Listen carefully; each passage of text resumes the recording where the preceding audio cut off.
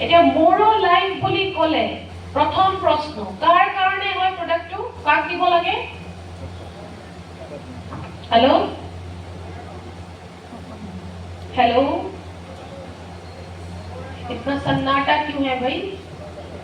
गब्बर वाली फीलिंग आ जाती কাক দিব লাগে লাহেকে অলপ শুনিছো শকত মানুহক দিব লাগে হয়নে এতিয়া চব আকৌ পিছলে গৈ পেলাই এটা কনসেপ্ট যেটো পৰা আমি আৰম্ভ কৰিছো আমাৰ প্ৰডাক্টখিনি কিহৰ প্ৰডাক্ট ওয়েলনেছৰ প্ৰডাক্ট থ্যাংক গড মনত আছে হয়নে ওয়েলনেছৰ প্ৰডাক্টৰ কাম কি হয় সাৰ্ভিসিংৰ কাম হয় তো এই মোৰো লাইফটো একচুয়ালি বনোৱা হৈছিল শকত হোৱাৰ পৰা বাচিবলৈ বা ওয়েটটো মেনেজ কৰিবলৈ মেইনটেইন কৰিবলৈ কিন্তু আমি সবে মিলি পেলাই কি কৰিলো শকতৰ ট্ৰিটমেন্টৰ এটা দৰব বনাই দিলো মানে এটো শকত মানুহক ডেফিনেটলি দিব পাৰিব এটো এটা এডভান্টেজ হয় প্ৰডাক্টৰ হেতু কাৰণে প্ৰডাক্টটো নহয় এতিয়া সব মোৰো লাইফ নামটো কৰ পৰা আহিলে আপোনাৰ লাইফত কিবা বেছি দিবলৈ আহিছে বেছি মানে কি হয় মোৰ হয় দিল মাংগে মোৰ হয়নে এই তাৰ পৰা মোৰো লাইফটো আহিলে আৰু এটা ৰিজন ইয়াৰ পিছত হেতু হল মোৰো লাইফৰ মেইন যেটো সামগ্ৰী হয় হেতু হল মোৰো ৰেড অৰেঞ্জ যেটো আমি খাও সাধাৰণতে বজাৰৰ পৰা ভিতৰৰ পাল্পৰ কালাৰটো কি হয় অৰেঞ্জ কালাৰৰে হয় কিন্তু ইয়াত যেটো অৰেঞ্জ ইউজ কৰা হৈছে এটো ভিতৰৰ পাল্পৰ কালাৰটো ৰঙা হয় ৰেড কালাৰৰ হয় এটো বিশেষকে ইউজ কৰা হৈছে আমাৰ ফেট সেল খিনি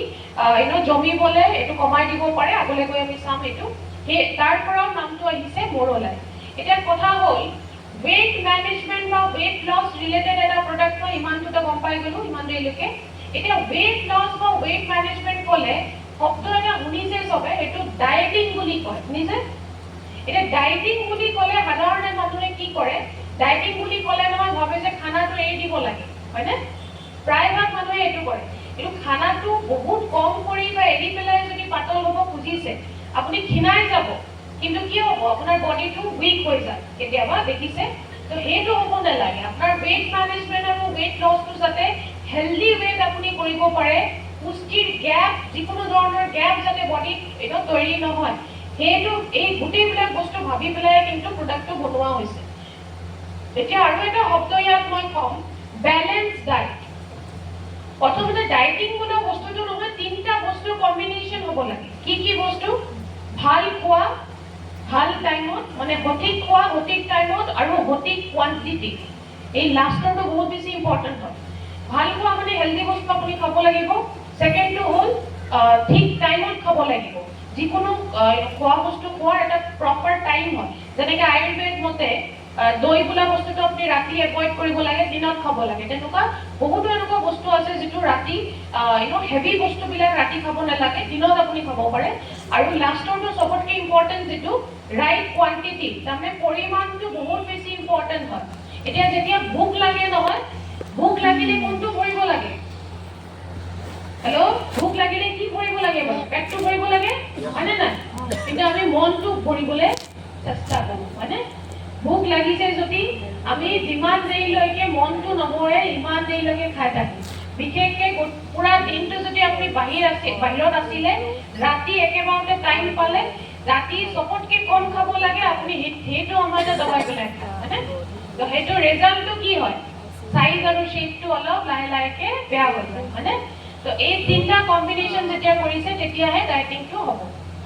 এটা ব্যালেন্স ডায়েট বোলা বস্তুটো কি হয় যেটো প্ৰডাক্ট সম্পৰ্কে অলপ ৰিলেটেড হয় ব্যালেন্স ডায়েট বোলা বস্তুটো হ'ল আমাৰ বডিটো এটা মেচিনৰ নিচিনাকে ধৰি লওক এটা মেচিন হয় যিকোনো মেচিনৰ কাম কৰিবৰ কাৰণে কিবা টেনশনটো দিব লাগে ঠিক তেনেকৈ আমাৰ বডিটোৱে ভালকে কাম কৰিবৰ কাৰণে কিছুমান বস্তু আমাক লাগে যেনেকৈ কাৰ্বোহাইড্ৰেট লাগে ফ্যাট লাগে ফ্যাট মানে যেটো চৰ্বি কও এটো অলপ চলপ লাগে দেন প্ৰটিন লাগে ভিটামিন লাগে মিনাৰেল লাগে আৰু পানী লাগে তো এই ছটা বস্তু আমাক বডিক লাগে ভালকে কাম কৰাৰ কাৰণে এতিয়া এই ছটাৰ মাজত কিছুমান বস্তু বডিটো কম লাগে কিছুমান বস্তু বেছি লাগে কম লগা বস্তুখিনি কোনখিনি হয় কাৰ্বোহাইড্ৰেট কম লাগে ফ্যাটটো কম লাগে আৰু বেছি লাগে প্ৰটিন ভিটামিন মিনাৰেল আৰু পানী এই চাৰিটা বস্তু বেছি লাগে কিন্তু এক্স্যাক্টলি আমি ইয়াৰ উল্টাটো কৰো যেবিলাক বস্তু কম লাগে এইখিনি বস্তু আমি বেছিকে খাওঁ আৰু যেবিলাক বস্তু বেছি লাগে এইখিনি বস্তু আমি কমকে খাওঁ তো উল্টা পুল্টা যদি প্ৰপৰ্চনত হৈ যায় আমাৰ বডি শেপ আৰু সাইজটো অলপ ইফাল ইফাল হৈ যায় তো আমাৰ ওয়েটটো বহুত বেছি বাঢ়ি যায় আৰু সাইজটোও বাঢ়ি যায় এতিয়া কথা হ'ল যে ইউজুৱেলি আমাৰ খানাবিলাকৰ থালিটো কেনেকুৱা হয় দেখিবলৈ এনেকুৱাই হয় ভোক লাগি গ'ল নেকি লাঞ্চৰ টাইম গ'ল নহয় আঁতৰাই দিছোঁ বাৰু কিন্তু হ'ব কেনেকুৱা লাগে থালিখন দেখিবলৈ এনেকুৱা হ'ব লাগে এতিয়া প্ৰশ্ন হ'ল আমাৰ থালিখন এনেকুৱা হয় নাই বাৰু নহয় কিন্তু তাতকৈও ডাঙৰ প্ৰশ্ন হ'ল আমাৰ থালিখন এনেকুৱা হ'ব পাৰে নাই বাৰু হেল্ল' পাৰেনে নোৱাৰে নোৱাৰে আমি যদি চেষ্টাও কৰোঁ তেতিয়াহ'লেও নোৱাৰে কিছুমান কাৰণ আছে এতিয়া চাওক